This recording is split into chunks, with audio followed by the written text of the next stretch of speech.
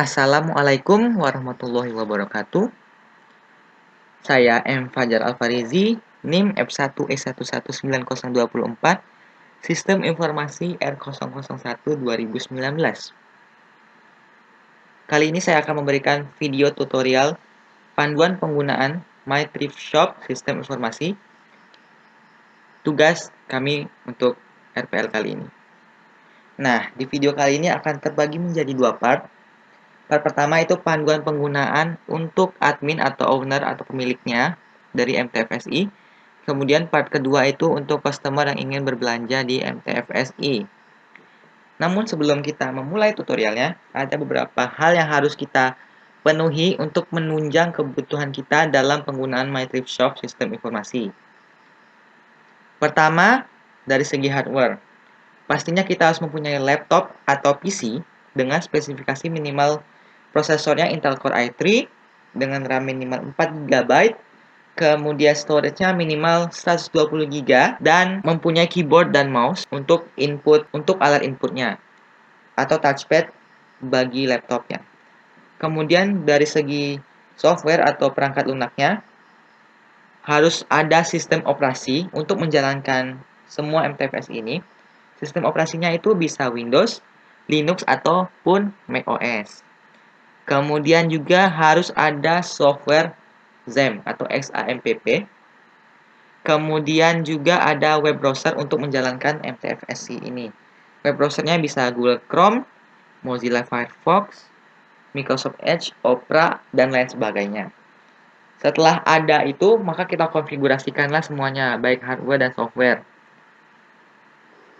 Nah, untuk pengkonfigurasiannya mungkin saya nggak jelaskan secara detail, tetapi kalian bisa search di Google bagaimana pengkonfigurasiannya. Dan untuk XAMPP, sudah saya sertakan link deskripsi di bawah cara penggunaan XAMPP. Hampir mirip seperti itulah ya untuk penggunaannya. Oke, setelah itu barulah kita bisa menggunakan MTFSI ini. Jadi, kita langsung saja ke video bagian pertama. Diasumsikan kalian sudah mengkonfigurasikannya ya semuanya. Setelah udah mengkonfigurasikan yang saya bilang tadi, hardware dan software, saatnya kita buka web browser. Sebagai contoh, saya menggunakan Google Chrome. Kemudian di halaman browser, kita klik tambah. Kemudian kita masukkan di alamat situsnya localhost mtfsi final adminrec login.php. Nah, sebelumnya saya akan menjelaskan dulu. Localhost ini kan untuk mengarah ke XAMPP karena kita memakai RDBMS-nya itu XAMPP, makanya harus ke localhost. Servernya lah ya, localhost. Nah, untuk MTFSI final ini itu tergantung kalian tempat menyimpan folder MTFSI-nya. Namanya itu bisa berbeda-beda sesuai dengan kebutuhan.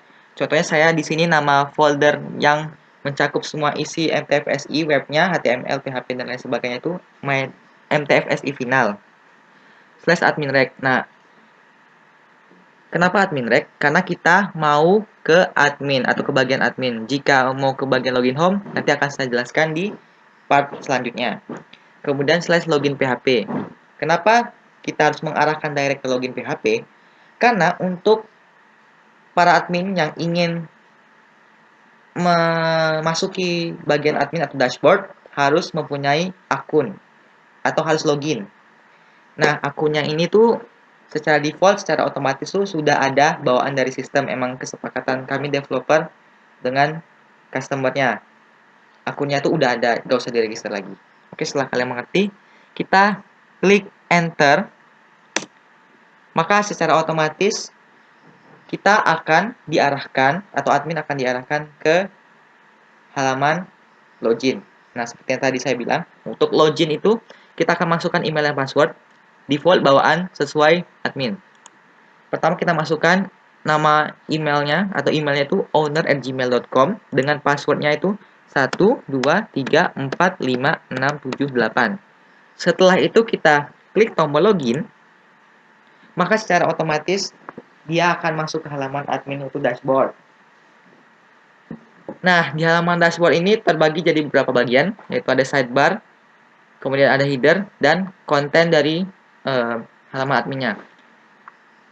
Yang bagian paling atas atau pertama ini dashboard yang berisi note atau catatan bagi owner, pemilik atau admin. Kemudian request ini tempat admin melihat pesan-pesan saran yang disampaikan oleh customer.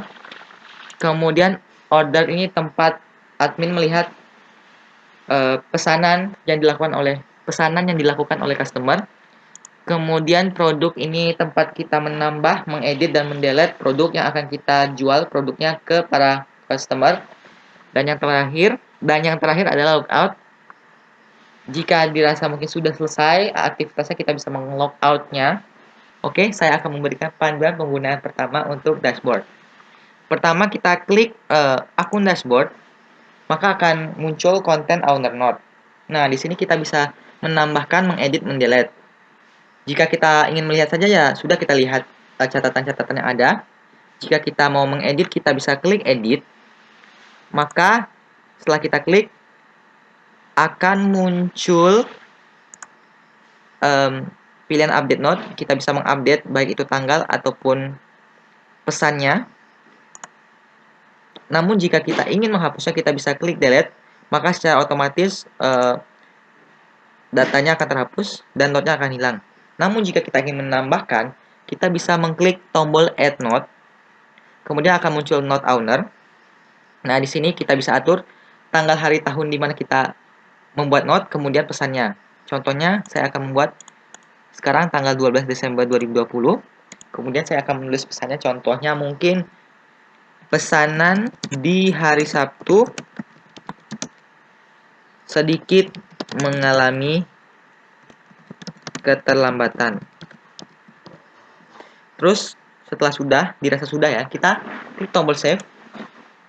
Maka secara otomatis data akan berhasil ditambahkan dan catatan otomatis tertambah. Oke, selanjutnya untuk panduan pengguna request sama saja ya, kita klik tombol request.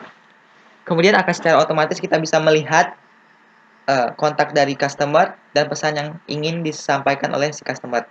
Dengan catatan, di sini admin hanya bisa melihat, tidak bisa membalas. Palingan kita membalasnya tuh dengan mengabulkan permintaan request dari customer. Oke, selanjutnya order. Caranya sama, kita klik tombol order. Kemudian kita akan bisa melihat bagaimana sih proses pesanan atau pembayaran yang dilakukan oleh customer. Apakah dia sudah membayar atau belum, kemudian apa produk yang dipesannya, apa yang dipilih. Di order ini kita bisa melihat riwayat order barang dari si customer, seperti emailnya, harga produk, kurir, ongkir, alamat, nomor handphone, data dan status pembayaran, dan bukti pembayaran yang akan saya jelaskan lebih detail lagi di bagian customer. Di sini seperti request, kita hanya bisa melihat, tidak bisa melakukan apapun, create, update, delete, dan sebagainya. Kemudian produk sama saja ya, kita klik produk. Nah, di sini baru kita bisa meng-add produk, mengedit produk, atau mendelete produk. Jika kalian ingin mengedit produk sama kayak tadi ya di dashboard kayak add note, kita tinggal klik tombol edit, maka akan muncul form untuk meng-add produk, dimulai dari gambar, terus produk information-nya, kategori produk, harga produk, dan quantity. Kemudian juga kalau ingin menghapus, tinggal kita klik delete, maka otomatis produk itu akan terhapus. Sementara kalau ingin menambahkan produk, kita klik tombol add product. Kemudian kita masukkanlah foto produknya, informasi produk, baik itu nama produk, kategori, harga produk, dan quantity.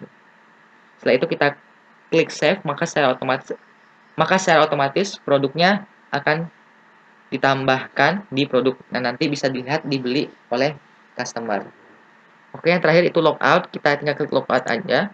Maka secara otomatis akunnya akan keluar dan kembali lagi ke form login. Oke, sekian video part 1 dari saya. Selanjutnya kita akan melakukan tutorial penggunaan bagi customer. Assalamualaikum warahmatullahi wabarakatuh.